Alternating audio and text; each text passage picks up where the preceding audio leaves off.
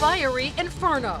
A Mobile man is alive, no thanks to the apartment's fire extinguishers. You got 1, 2, 3, 4, 5, 6, 7, 8, 9, 10, 11, 12, 13 fire extinguishers that don't work. How the tenant managed to escape a dangerous fire and the penalties the complex could face for not protecting its residents. The risk of severe weather continues to rise on Saturday. I'll be tracking those storms next. Tonight, we're talking trash. Residents in Pritchard all fed up after piles and piles of trash are plaguing their community. The startling advice they received from the city's mayor. NBC 15 News at 6 starts now. All right, a dangerous storm system is set to make its way into our area this weekend, and now is the time to get ready. Thousands of people are set to make their way to the Gulf Coast for a number of events happening this weekend. How the weather will impact you. We have team coverage tonight. What contingency plans will be in place for your weekend plans? We begin our coverage with meteorologist Jake Dunn. And Jake, you have been tracking this storm since last weekend. That's right. It showed up on the forecast models with a big bullseye over us. And since then, it's just kind of grown in importance every single day. In fact, last night we were upgraded to a level 3. This is a 0 to 5 scale. Remember, 0 is a minimal risk of severe weather. 5 is a high risk. In fact, 5s are rare, but we had a level 4 a few weeks ago in North Alabama, and that's when we had all the tornadoes. And if you ask me, I think we'll be seeing a level 4 with the new update tonight. Now, a couple of options. This is one forecast model. We'll call it option 1. It tracks in by 8 o'clock in the morning on Saturday, and then we see rain throughout the day. That would actually suppress the atmosphere, keep it nice and calm. It would reduce the risk of severe weather. It wouldn't erase it, but it would reduce it. However, there's another forecast model. In fact, there's a few that agree with this thinking. That same line at 8 o'clock in the morning on Saturday hasn't even made it to New Orleans yet. So it gives the atmosphere over us plenty of time to become unstable and violent. And if this option pans out, we will most likely see some very violent storms, perhaps producing tornadoes as we head into your Saturday evening. So as Greg said, now is the time to start thinking about backup plans and where you're going to go if this rough weather moves in. As for the rest of this evening, nothing to worry about. Sunshine in low 70s, turning into low 60s tonight. Tomorrow looks good as well, but again, all eyes on Saturday. More on that approaching storm system later in the news. With those potentially dangerous storms moving our way, you need to plan now for how to keep you and your family safe. Yeah, many of you have very busy weekends planned, a bunch of outdoor events, especially in Baldwin County, where tens of thousands of folks are expected to attend. NBC 15's James Gordon is live in Loxley tonight with what's being done to keep everyone safe from the storms. Greg and Kim, there'll be a lot of people out. Nearly everybody will be out for these big events, and there are several here in Baldwin County. Take, for example, the Strawberry Festival here, the 31st Strawberry Festival in Loxley. They expect 30,000 people between Saturday and Sunday, and of course, Saturday is the one that they're worried about. It was Chamber of Commerce weather today, but the forecast is about to change. If Saturday's bad, then Sunday, if it's a good day, we're going to be maxed out here. The plan at the Loxley Strawberry Festival is to take advantage of Saturday's early morning hours before any bad weather begins to move in. The only way we would call our entertainment off would be if there was lightning. If at any point during the tournament or a game, if a lightning strike happens, we're going to wait at least 20 to 30 minutes in that time frame. And despite the weather threat, the fields are being prepped for this weekend's soccer tournament at the Foley Sportsplex. 150 teams and the crowds that come with it may have to deal with a soggy Saturday. The forecast that the weather's not supposed to come until mid-afternoon, so we're hoping that we can get as many games as we can on Saturday morning. Rain and storms could also be a problem at the Zydeco Festival in Gulf Shores. Organizers here say they will adjust as necessary. And the folks at the county EMA say the need to stay in touch is important. They too will monitor this weekend's weather and plan to push alerts through the updated EMA social media app.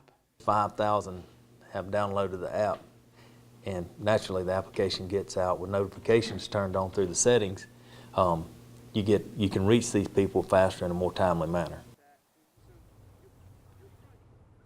and you want to stay weather aware, but you can also download our app, NBC15's weather app as well, to keep track of that impending weather on Saturday. But if you don't make it here on Saturday to the Strawberry Festival, Sunday should be a lot better. And of course, the money that's raised here goes to help children with special needs and also for Loxley Elementary. For now, we're live in Baldwin County. James Gordon, NBC15 News. James, thank you. The weather will also impact the Jag Spring game. Yeah, Sports Director Lance Crawford joins us live from the USA campus with more on that. Hey, Lance.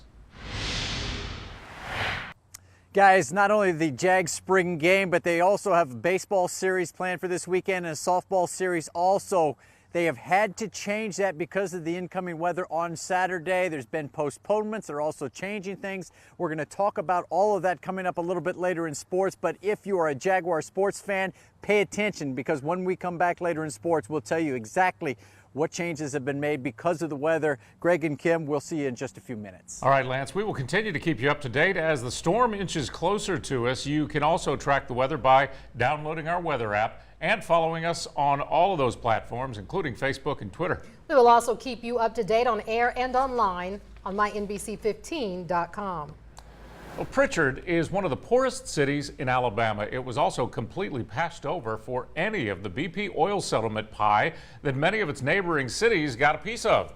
Pritchard Mayor Jimmy Gardner argues the city has every right to some of the settlement money and feels the city was discriminated against, even though it needs the money most. NBC 15's Cassie Fambro was the only TV reporter at a meeting today as Mayor Gardner gave state legislators a piece of his mind. And Cassie, a lot of emotional back and forth there. Greg, Pritchard Mayor Jimmy Gardner is still oozing frustration after he says his city was skipped over in the BP oil spill settlement payouts. He's looking for solutions, and today Gardner took his concerns to state legislators who had some constructive criticism for the mayor. That's such a disparity. Jimmy Gardner says that Pritchard not only deserves, but desperately needs the cash from the $100 million BP oil settlement pot that benefited other small cities in Mobile County like Satsuma and Mount Vernon, which received roughly $1 million each. He says Pritchard's infrastructure is crumbling, pointing to areas like Dunlap Circle that need serious sewage work. All this other cities needs help, but we hadn't gotten that.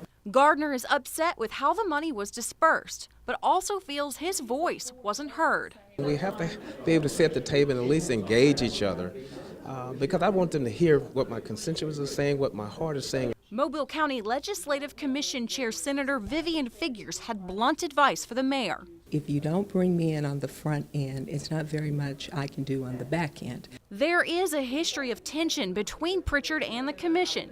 It's been 4 years since Pritchard and Mobile fought for control over Pritchard's troubled water and sewage system. But Senator Figures wants to move forward and wants to help. It seems like they've always fought us. Where we have tried to help, they've fought us. But I don't hold those things against anybody. You know, let's move forward. As I said here in the meeting, let's go from this day forward. Gardner feels the weight of the city's past and its reputation, wishing that grant applications didn't include city names at all. When we have to identify those things, they do have an impact. And this is the data, and there are other things that prove that those disparities do exist when that exists as a part of the application process. Now, we spoke with the director of the Alabama Gulf Coast Recovery Council, who told us a public comment period should be announced later this year and will announce it immediately. So anyone, including concerned Pritchard citizens who want to weigh in, can do so. And we'll let you know as soon as that comment period opens. Greg? All right, Cassie, a reality check tonight. A dirty, disgusting dilemma for people in Pritchard. Folks there reached out to NBC 15 News about this trash piling up in front of their homes for days, weeks, sometimes even months. NBC 15's Zora Asbury responded to their complaints and found the problem is worse than you might imagine. Hello. Checking the area for trash. Yes, ma'am, I am. I need you to follow me. Okay, I can do that right now. Okay. Trash, trash, and more trash. This trash right here been here about 2 months, and it's just awful the way things going on. There's a private company that's responsible for picking up household garbage in Pritchard. We didn't see much of that on the streets, but what we did find is things like mattresses, couches, and other junk littering the neighborhoods. And it's just embarrassing, you know? Yeah. It really is. I mean, all the way down here is nothing but trash. Wow. As far as you can see, some of it is piled up like this. Oh my gosh. It's just trash everywhere. Okay. We're having problems with rodents. I mean, let me tell you something. I've seen a rat this big. Rodents rummaging through the refuse, and there's an awful stench. The city is supposed to pick up trash at least twice a month, but people tell us that hasn't been happening. Residents say there's a shortage of trash trucks. From what I'm being told, they have 3 pretty much all together, and 2 are mechanically disabled right now, so there's 1 functioning, is what I understand. But I mean, you know just as well as I can, a city with over 23,000 citizens cannot be properly served with 1 trash truck. Right now, the city says they're in the process of ordering more trash trucks. The people we talked to today say they'll believe it when they see it. Reporting in Mobile, Zora Asbury, NBC 15 News. Mayor Jimmy Gardner tells us he is going to ask residents to hold off on putting items like mattresses and bags of yard debris out on the curb for the next 30 days to give his crews time to clean up the mess and get a game plan in place moving forward.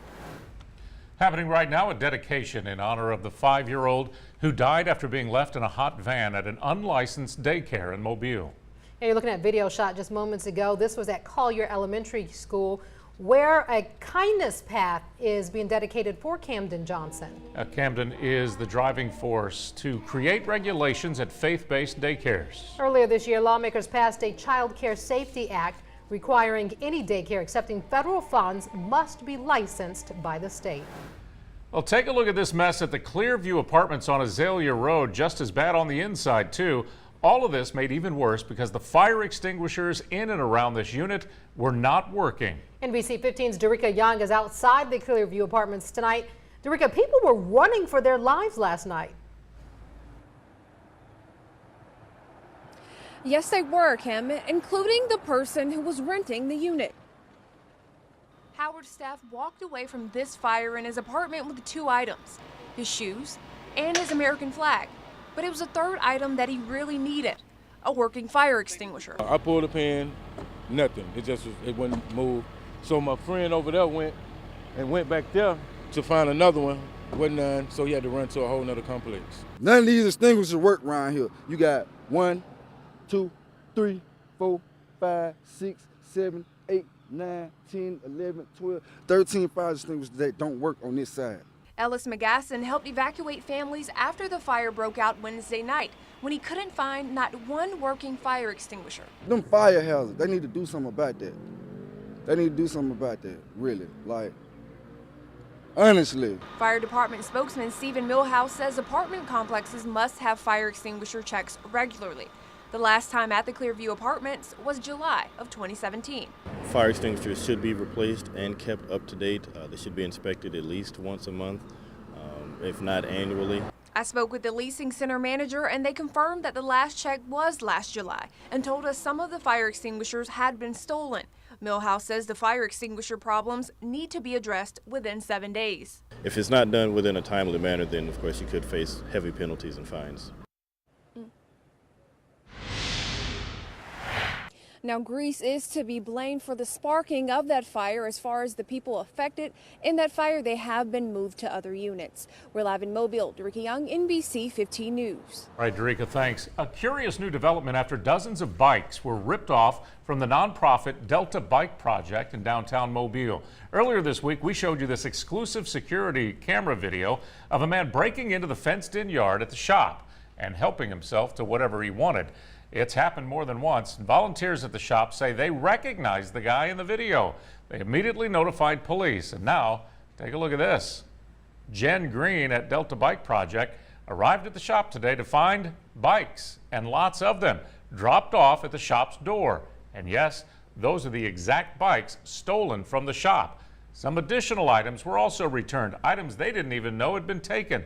The thief, however, needs to know it is not over. Repairs to the fence that was cut are estimated at $1,500. Police are still working with the shop to make an arrest. Well, the Gulf Shores School Board has started interviewing candidates for superintendent of the state's newest school system. Coming up tonight at 10, we're going to introduce you to the first person who says he wants the job. I'll talk about a pop quiz. The Alabama State School Board is adding a major change to 10th graders across the state. The reason for that move, next. You're watching NBC 15 News with Kim Anderson. Greg Peterson and Chief Meteorologist Chris Dunn. Well, new tonight, Alabama's 10th graders, all 55,000 of them, may have a new standardized test they have to take before school lets out for the summer. Now, the State Board of Education approved the test at the meeting tonight. State and federal law requires schools to measure student improvement on high school tests. School officials say one way to meet that requirement, checking out improvement on standardized tests between the 10th and 11th grades. Well, happening tonight, we are continuing to give you the opportunity to learn more about the candidates running for Alabama governor.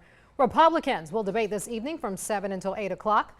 Last night, we aired the Democratic debate on our sister station, WJTC UTV 44. We will also be streaming the debate on our website, mynbc15.com. If you missed last night's debate, you can watch it right now on our website. Alabama Governor Kay Ivey will not be at tonight's debate. She has declined to participate at a number of debates, but tonight we know why. She says her schedule makes it difficult to participate at the debate. So what is she doing tonight that is conflicting with tonight's debate? According to her Twitter page, she is throwing out the first pitch at the Birmingham Barons baseball game tonight. Priorities. Say goodbye to Hurricanes Harvey, Irma, Maria, and Nate. Those are the name of storms that have now been retired. Those hurricanes killed hundreds of people and caused billions of dollars in damage. The UN's World Meteorological Organization selected the replacement names of Harold, Adalia, Margot, and Nigel. They'll first appear in the 2023 list of storm names, and Katrina is one that is long gone, right? And Rita as well, yeah. 4 out of 17 names. That's what, 23%? That's a high rate. You can do math very quickly. It's one of the things I can do well. Science, meh, but math, it all happens fast. I tell you what, we're going to need it this weekend, Greg and Kim, because, of course, we're talking about the approaching storm system. We've been watching this now for a few days. It's still 2 days out, but we're at a level 3 now. Risk of severe weather, of course, that is a 0 to 5 scale. Now, what to expect? Heavy rain's going to fall. This is almost a slam dunk forecast. Exact timing still to be determined, but basically Saturday afternoon into early Sunday morning, we're looking at a basic 3 to 5 inches of rainfall with local flooding. Let's remember the ground is dry, drier than normal, so it's going to reject a lot of that rainfall, meaning again some flooding and also some ponding on the roads. Now, option 1, if you were with us a few minutes ago, this is the more gentle option. Storms arrive midday on this forecast model, and it doesn't erase, but it does reduce the risk of severe weather. The other option, a few other forecast models are leaning toward, the storms arrive in the evening, 6, 7, and the atmosphere has plenty of time to destabilize and allow those storms to maximize their full potential. That would lead us to a good risk of severe weather. So what are we talking about for severe weather? Well, again, heavy rainfall is the biggest concern already, medium to high risk there. Same story for wind. Now I'm going to leave the tornado threat low for now, and we'll see how things pan out with the next couple of forecast model runs. Overnight tonight into tomorrow morning, we will watch for a little bit of fog, maybe some mist, also warmer weather with that onshore flow. Gone are the 40s. We're back in the 50s and 60s tonight. Now tomorrow, again, we're going to have some clouds and some moisture, maybe a sprinkle, but that real line is going to wait until we get into Saturday. Highs on Friday well into the 80s. Now that line starts to make its way in our direction Friday night at weekends. Saturday morning we've got showers, and again, if this is the option that ends up winning, we're talking about an intense line of storms rolling through Saturday evening. Of course, we'll update this forecast with new information. 59 tonight, we are at 80 tomorrow, and then we'll see our temperatures crash in the wake of that storm system. 67 on Sunday, 42 Sunday night, and a pretty quiet week after that. Stay close. Lance is back after this. NBC 15 Sports with Lance Crawford. Sponsored by Eastern Shore Toyota. All right, we're back on the South Alabama campus. Of course, we've been talking about the bad weather expected on Saturday. That's changing up a lot of sports venues, or not venues, but events this weekend. The Jaguar baseball team was to play a weekend series against Georgia Southern. They're going to play a doubleheader tomorrow beginning at 3:30. They won't even try to play a game on Saturday. They'll play the series finale at 1 o'clock. The softball team will hold their doubleheader against ULM at 4 o'clock at Jaguar Field, and they'll play the series finale also Sunday at 1 o'clock. Of course, the football game is going to be the spring game at Ladd Peoples Stadium. They originally planned on playing that at noon. Now, because of that weather, that has been moved up to 9 a.m. So the Jags will play their spring game at 9 a.m. at Ladd Peoples Stadium. And head coach Steve Campbell talked about the format. The one offense and one defense will be the red squad. We'll play the two squad of the two offense and two defense will be in blue, and we'll keep points just like a regular football game. Play it out like a regular game. Everything will be live except for the quarterback. There'll be a quick whistle on the quarterback, two-hand touch on him, and this will give us a chance to get our guys on tape one more time before we break and get back into the weight room. All right, before we get out of here, big thank you to the kids from Daphne Middle School involved with the Trojan News Network over there. Aspiring journalists visited our studio today. Thank you. I was happy to answer their questions. They were terrific, guys. Back to you. They were great. Thanks for joining.